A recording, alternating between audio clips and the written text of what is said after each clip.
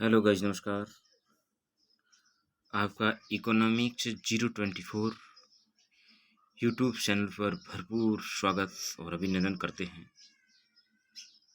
आज अपन अगली class economics का अगला चैप्टर पढ़ेंगे, मांग अर्थात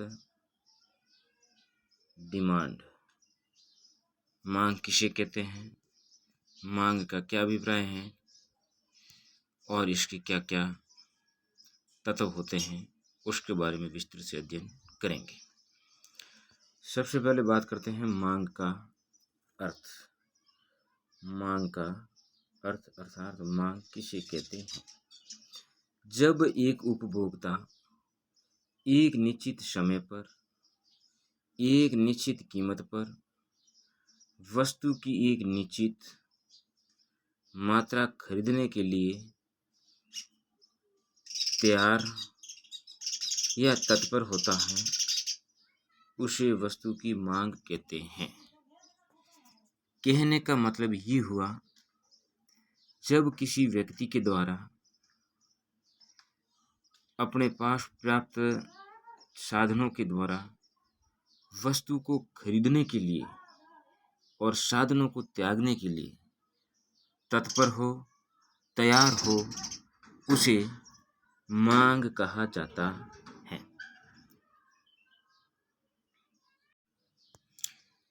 जैसे कि यहाँ पर उदाहरण दिया गया है, एक उपभोक्ता या फिर कोई एक व्यक्ति, कोई उपभोक्ता हो सकता है या कोई व्यक्ति या परिवार हो सकता है, वो प्रतिदिन डेली 20 रुपये प्रति लीटर के भाव से 2 लीटर दूध खरीदना चाहता है, तो ये दूध की मांग कहलाती है। कहने का अर्थ ये हुआ कि जब उपभोक्ता के पास प्राप्त समय भी है, प्रतिदिन है, उसके पास प्राप्त मात्रा में वस्तु को खरीदने के लिए साधन भी है, अर्थात उसके पास में धन भी है, और उस वस्तु की निश्चित कीमत है, भाव अर्थात अपन लोग कहेंगे इसको, उस वस्तु की निश्चित कीमत और उस दूध की निश्चित मात्रा, जैसे कि 2 लीटर, जो इसने 2 लीटर बताया है, ये वस्तु की निश्चित मात्रा है और इस निश्चित मात्रा पर वो व्यक्ति खरीदना चाहता है, उसी को ही मांग कहा जाता है। एक परिभाषा है प्रोफेसर लिप्से की। प्रोफेसर लिप्से ने क्या कहा है, किसी वस्तु की विभिन्न मात्राएं जिन्हें उपभोक्ता अन्य बातें समान रहने पर निश्चित समय पर खरीदने के लिए तत्पर रहता है, उसे ही डिमांड या फिर मांग कहा जाता है। लिप्से साहब का कहना था कि यदि अन्य बातें समान रहें और वस्तु की विभिन्न मात्रा निश्चित समय में खरीदने के लिए वो यदि तैयार है, उसी को ही मांग कहा जाता है। या अन्य बातें का मतलब होता है, अन्य बातें जैसे अन्य वस्तु की कीमतें, मौसम, समय, व्यक्तियों की टेस्ट, आदत आदि जो उसको प्रभावित कर सकते हैं, उसी को अन्य बातें कहा गया है। अब ये था अपन का मांग का अर्थ। अब बात करेंगे मांग फलन क्या होता है। किसी वस्तु की मांग तथा उनके निर्धारक तत्वों के बीच फलनात्मक संबंध को मांग फलन कहते हैं। परिभाषा याद रखना मांग फलन की, मांग फलन से अभिप्राय है मांग तथा उसको निर्धारक तत्व, अर्थात मांग को निर्धारित करने वाले कौन कौन से तत्व हैं उसके बीच फलनात्मक संबंध को ही मांग फलन कहा जाता है। मांग के निर्धारक तत्व कौन कौन से होते हैं? यहाँ पर x वस्तु की कीमत, y वस्तु की कीमत, समय है, मात्रा है, व्यक्ति की आय है, ये सब के सब वस्तु की मांग को निर्धारक करने वाले ये हैं मांग के प्रमुख निर्धारक तत्व। पी एक्स से अभिप्राय है एक्स वस्तु की कीमत, पी वाई से संबंधित है वाई वस्तु की कीमत, वाई से अभिप्राय है आय, एक व्यक्ति की कितनी आय है, टी से अभिप्राय है टेस्ट या फिर उस व्यक्ति की रुचि क्या है, रुचि, और वाई डी से अभिप्राय है आय का वितरण, अर्थात खर्च योग्य आय।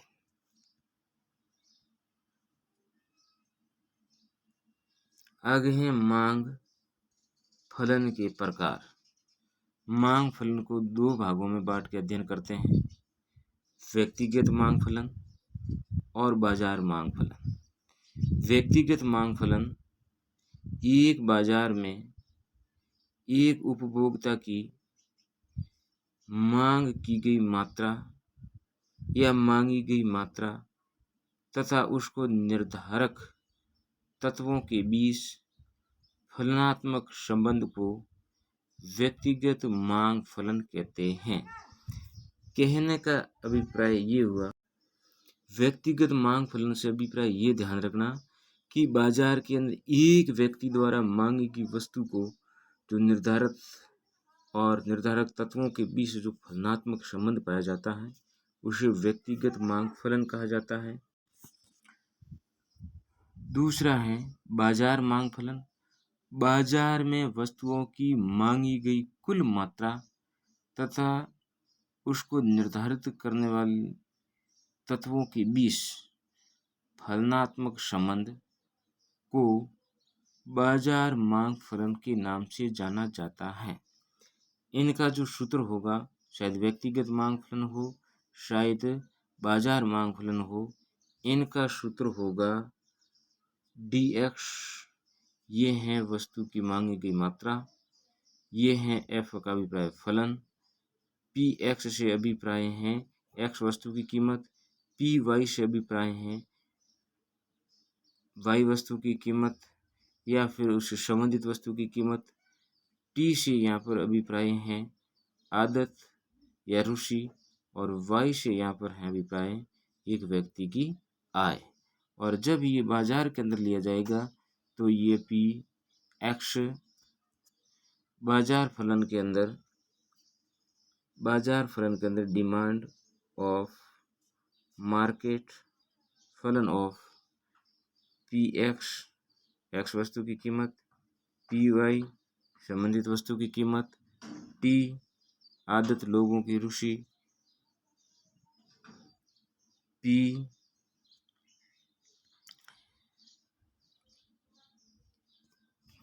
वस्तुओं की p से अभिप्राय है और वाई डी आय का वह भाग जो खर्च करने योग्य है। वाई डी अर्थात खर्च योग्य आय, व्यक्ति के ऊपर टैक्स लगना, जुर्माना लगने के बाद में जो आय बचती है वो खर्च योग्य आय है।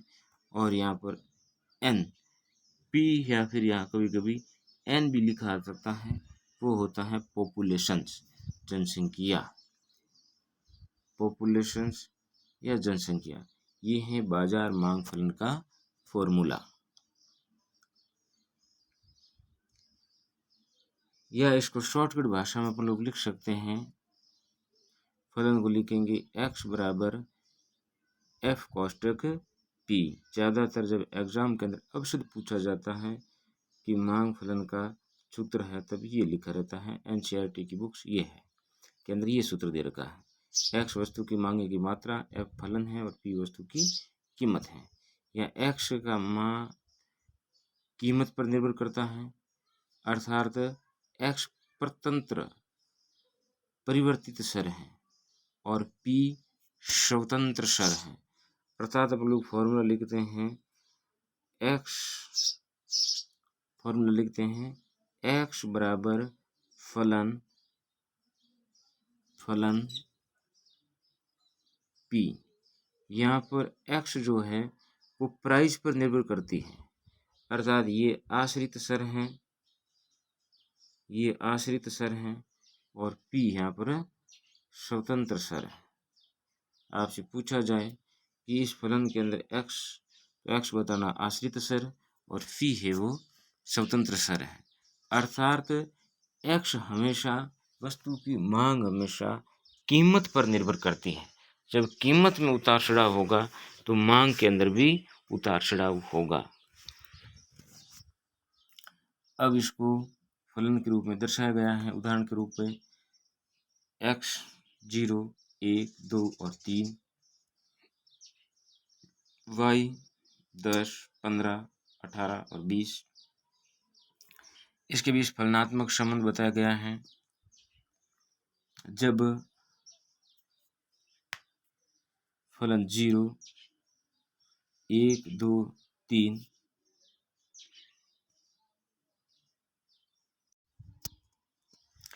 अब इस फलन को स्वतंत्र चर और आश्रित चर के बीच जब इस फलनात्मक को समझते हैं तो इसमें वर्धमान फलन भी हो सकता है, ह्रासमान फलन भी हो सकता है। यहाँ पर ये x वस्तु है, ये y वस्तु है। जब x वस्तु की मांग बढ़ने के साथ साथ y वस्तु की भी मात्रा बढ़ती है तो ये एक सीधी रेखा के रूप में ग्राफ प्राप्त होगा। ये वर्धमान फलन है। वर्धमान फलन एक परिवर्तक का मान बढ़ने पर दूसरे परिवर्तक का मान भी यदि बढ़ता है तो उसे वर्धमान फलन के नाम से जाना जाता है। दूसरा है यहाँ पर ह्रासमान फलन। ह्रासमान यहाँ पर ये x वस्तु है, ये y वस्तु है। जब x वस्तु की मात्रा बढ़ रही होती है तब y वस्तु की मात्रा घटती है, अर्थात ये ह्रासमान फलन के नाम से जाना जाता है। प्रारंभ के अंदर जब x की मांग 10 थी और 0 थी और y की 100 थी, जैसे ही x की मात्रा बढ़ करके 5 हो गई तो y की मात्रा घट करके 90 हो गई। तो इनके बीच में जो ये फलन है ये ह्रासमान या फिर ऋणात्मक है। ऋणात्मक फलन जैसा संबंध पाया जाता है।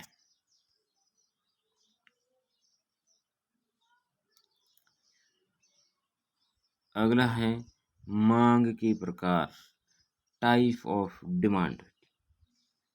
Type of demand, type of demand. आय मांग,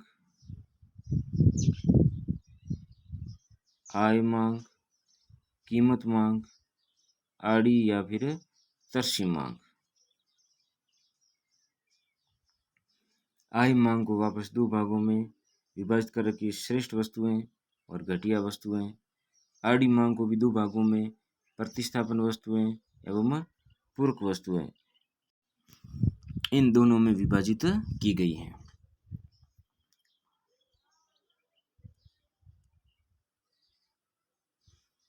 अब देखिए श्रेष्ठ वस्तु।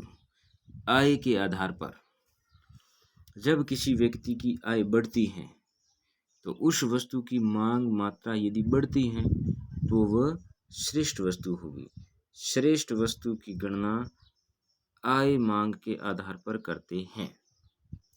जब व्यक्ति की ये है आय मांग, आय मांग, आय मांग के अंदर वापस इसे दो भागों में बांटा गया है। श्रेष्ठ वस्तु, श्रेष्ठ वस्तु है।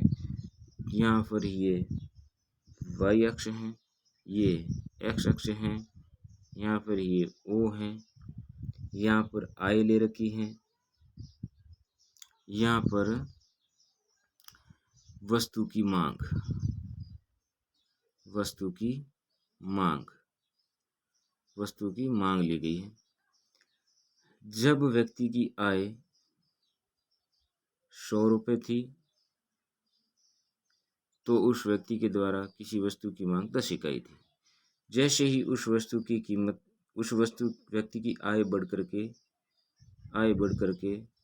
100 से 200 होने पर उस व्यक्ति द्वारा उस वस्तु की मांग मात्रा 10 इकाई से बढ़ा करके 20 इकाई कर दी।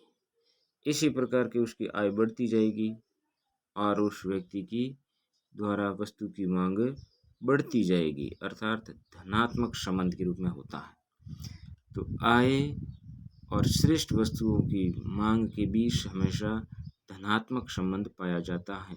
जैसे जैसे वस्तु की व्यक्ति की आय बढ़ती जाएगी, श्रेष्ठ वस्तुओं की मांग बढ़ती जाएगी। दूसरी प्रकार की वस्तु है घटिया वस्तु। दूसरी प्रकार की वस्तु है घटिया वस्तु। घटिया वस्तु वह होती हैं जो किसी व्यक्ति की आय बढ़ने के साथ साथ उस वस्तु की मांग घटने लगती हैं। ये है y अक्ष, ये है x अक्ष, ये है O, यहाँ पर है व्यक्ति की आय, व्यक्ति की आय, और O x अक्ष पर है वस्तु की मांग, अर्थात Q लिख सकते हैं। जब व्यक्ति की आय 100 इकाई थी, 100 रुपये थी, तब उस व्यक्ति के द्वारा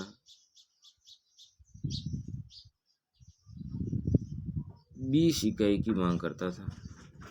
और जब व्यक्ति की आय बढ़ कर के 100 से 150 या 200 होने पर उस व्यक्ति के द्वारा उस वस्तु की मांग घटा करके 10 इकाई कर दी। तो इसके बीच में जो वक्र बनेगा वो ऋणात्मक ढाल वाला होगा, अर्थात डिमांड वक्र ऊपर से नीचे गिरती होगा। आय बढ़ने के साथ साथ यदि किसी वस्तु की मांग घटती है तो उसे घटिया वस्तु कह सकते हैं, उसे कहेंगे घटिया किस्म की वस्तुएं। अगली है आड़ी या फिर तिरछी मांग। किसी एक वस्तु की, ध्यान रखना, आड़ी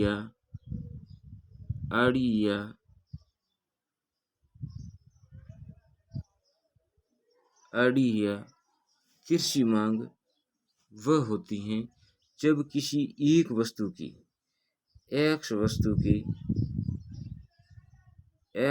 की कीमत बढ़ने पर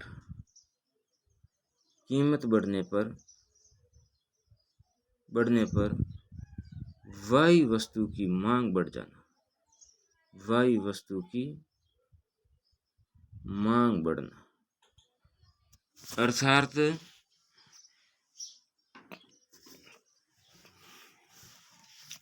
आड़ी मांग में प्रतिस्थापन वस्तुएं एवं पूरक वस्तुएं रखा जाता है।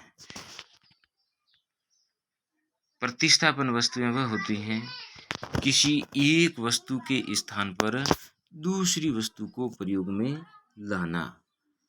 किसी एक वस्तु की कीमत बढ़ने पर दूसरी वस्तु को प्रयोग में लाना, उससे स्थानापन्न या प्रतिस्थापन, स्थानापन्न या फिर प्रतिस्थापन वस्तुएं कहा जाता है।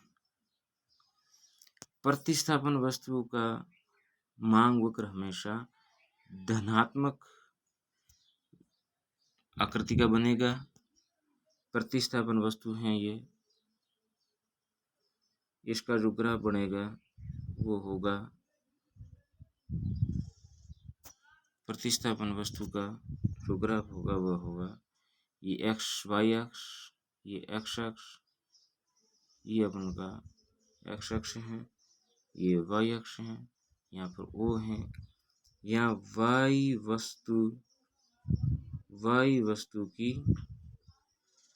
वस्तु की कीमत है और यहाँ पर एक्स वस्तु की मात्रा।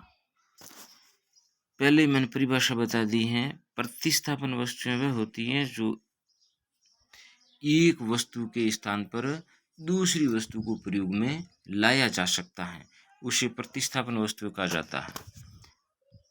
तो जब एक वाई वस्तु की कीमत 10 रुपये थी, तब एक्स वस्तु की मांग 10 इकाई थी। जैसे ही वाई वस्तु की कीमत बढ़कर के 20 रुपये हो जाती है, तो एक्स वस्तु की मांग बढ़कर के 20 या 25 इकाई हो जाती है। इसका जो डायग्राम बनेगा, इसका जो ग्राफ बनेगा वो धनात्मक आकृति का होगा।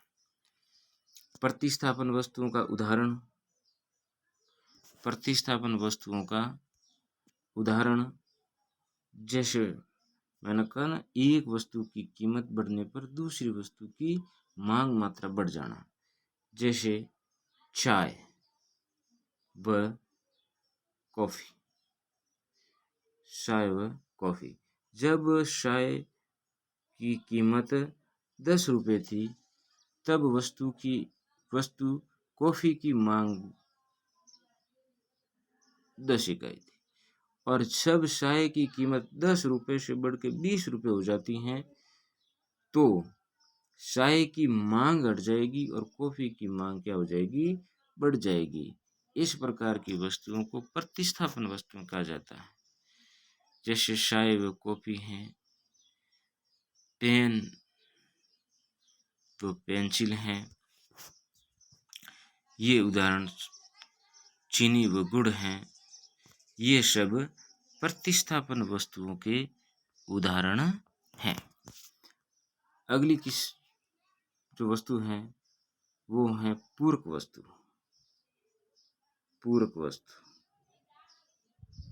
पूरक वस्तुएं वह होती हैं जो दो वस्तुओं का एक साथ प्रयोग में लाई जाती हैं। ऐसी वस्तु को पूरक वस्तुएं कहा जाता है। जैसे उदाहरण के तौर पर कार व पेट्रोल, कार व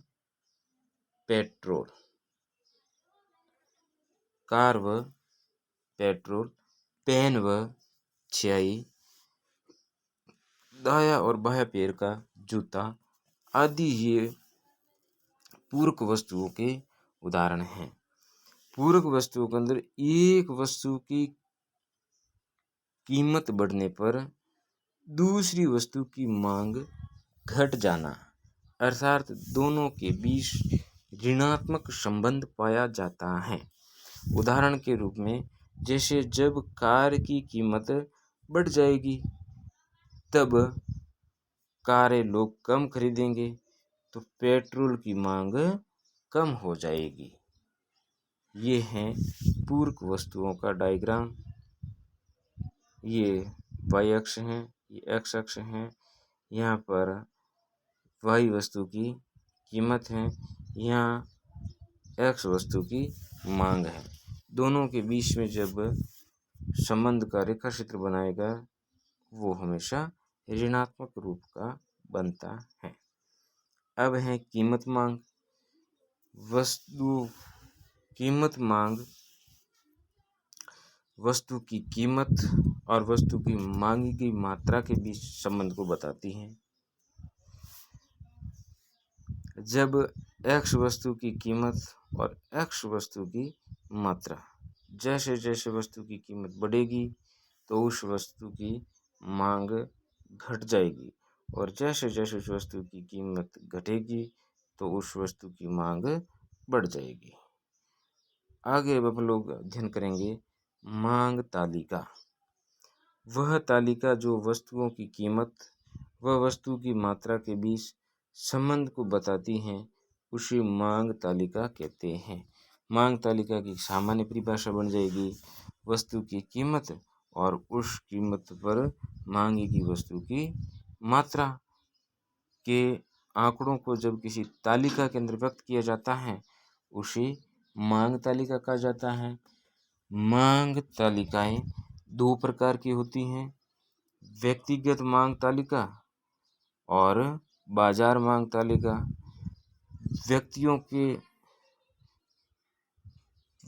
किसी व्यक्ति द्वारा निश्चित कीमत पर किसी वस्तु की मांगी गई मात्रा,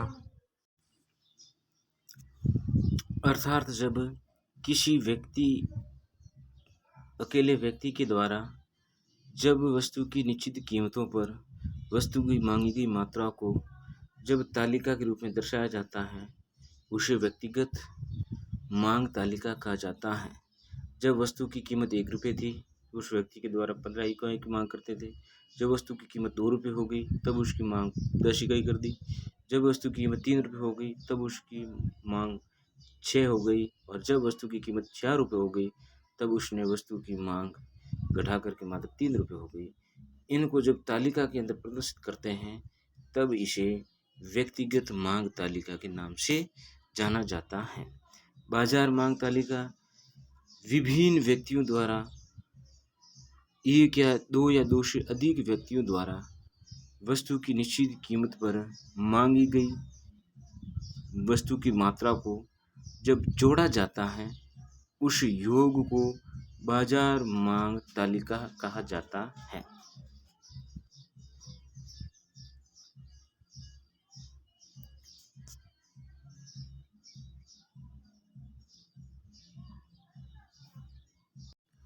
अब आगे बात करते हैं मांग वक्र की। मांग वक्र वह वक्र या रेखा जो वस्तु की कीमत एवं वस्तु की मांगी गई मात्रा के बीच संबंध को या रेखा को मांग वक्र कहा जाता है। सामान्य अर्थों में कहा जाए तो मांग वक्र वस्तु की कीमत एवं वस्तु की कीमत पर मांगी गई मात्रा को जब किसी एक वक्र के अंदर प्रदर्शित करते हैं तो उसे मांग वक्र कहा जाता है। प्रोफेसर सैमुअल्सन के अनुसार मांग अनुसूची का चित्रीयकरण मांग वक्र कहलाता है। अर्थात जो मांग सूची बनाई गई थी वस्तु की कीमत और उस निश्चित कीमत पर मांग गई मात्रा, उनको जब किसी एक रेखा चित्र में प्रदर्शित किया जाता है उसी को मांग वक्र के नाम से जाना जाता है। मांग वक्र विभिन्न कीमतों पर उपभोक्ता द्वारा मांगी जाने वाली वस्तु की मात्रा के बीच विपरीत या फिर ऋणात्मक या फिर उल्टा संबंध को बताता है। मांग वक्र जो बनाया जाएगा, मांग वक्र इस प्रकार से बनाया जाता है। ये y अक्ष है, ये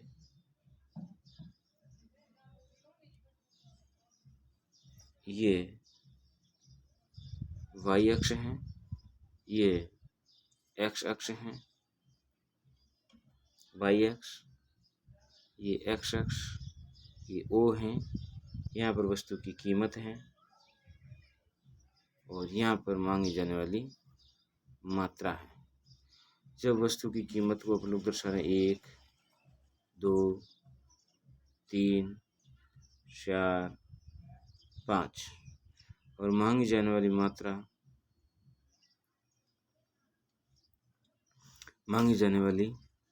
मात्रा 5, 10, 15, 20 और 25 इस रेशियो में है। जब वस्तु की कीमत 1 रुपये थी तब उस वस्तु की मांग 25 इकाई के बराबर। जब वस्तु की कीमत बढ़ कर के 2 रुपये हो गई तो उसकी मांग घट कर के 20 इकाई हो गई और वैसे वस्तु की कीमत 3 हो गई तो उसकी मांग मात्र 15 इकाई रह गई और जब 4 हो गई तब उसकी इकाई 2 रह गई और जैसी 5 रुपये हो गया पर एक वस्तु की कीमत, तब उसकी मात्र मांग रही 5 इकाई। जब इस विभिन्न बिंदुओं को एक ग्राफ के द्वारा इस एक रेखा के द्वारा मिलाया जाता है तो इससे प्राप्त होने वाला वक्र डीडी मंक अर्थात डिमांड कर्व कहलाता है। डिमांड कर्व भी वापस 2 प्रकार के होते हैं, व्यक्तिगत मांग वक्र और बाजार मांग वक्र। व्यक्तिगत मांग वक्र वो होगा जो एक व्यक्ति द्वारा वस्तु की निश्चित कीमत पर मांग की वस्तु की विभिन्न इकाइयों के बीच संबंध को जब ग्राफ के अंदर बताया जाएगा तो वो व्यक्तिगत मांग वक्र हो जाएगा। और ये विभिन्न व्यक्तियों द्वारा वस्तु की निश्चित कीमत पर मांगी गई मात्रा का जब योग किया जाएगा तभी बाजार मांग हो जाएगी, मांग वक्र हो जाएगा। ये एक अंतर ध्यान रखना, बाजार मांग वक्र और व्यक्तिगत मांग वक्र में ये है अपन का व्यक्तिगत मांग वक्र। व्यक्तिगत मांग वक्र की ढाल हमेशा अधिक होती है और बाजार मांग वक्र की ढाल कम होती है। इसका विशेष अपन लोग ध्यान रखेंगे। जय हिंद, जय भारत। इस वीडियो आपको अच्छा लगा हो तो चैनल सब्सक्राइब जरूर करें और कमेंट जरूर करें। जय हिंद, जय भारत।